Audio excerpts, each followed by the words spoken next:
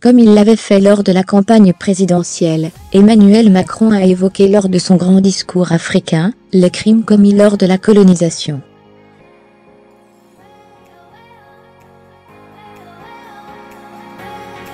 Il se défend pour autant d'être dans la repentance ou le déni. Ce fut l'une des formules les plus remarquées de sa campagne présidentielle.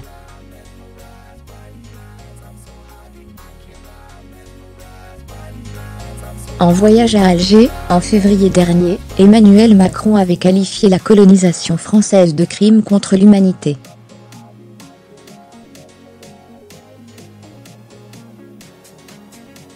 La colonisation fait partie de l'histoire française. C'est un crime contre l'humanité, c'est une vraie barbarie.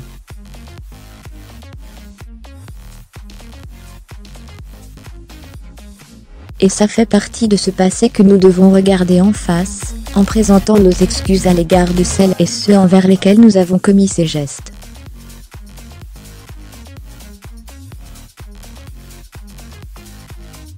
Une première pour un responsable politique de ce rang, a fortiori un futur président.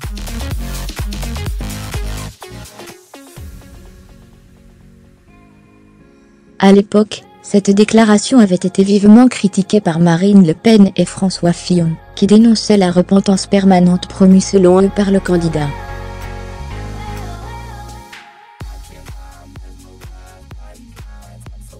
Pour son premier discours grand oral africain, ce mardi, à Ouagadougou, au Burkina Faso, Emmanuel Macron a repris son argumentation, en l'édulcorant au passage.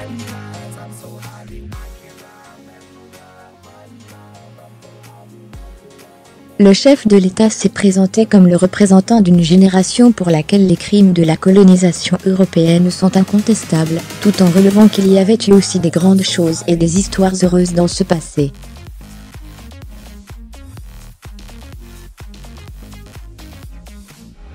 Notre responsabilité n'est pas de nous y enferrer, de rester dans ce passé, mais de vivre l'aventure pleine et entière de cette génération.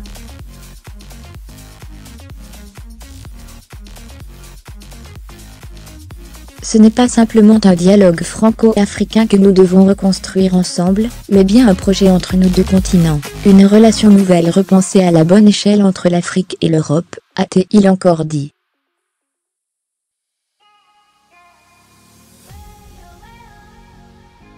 Je ne suis ni dans le déni, ni dans la repentance, a-t-il précisé, pour devancer les critiques qui pourraient lui être faites.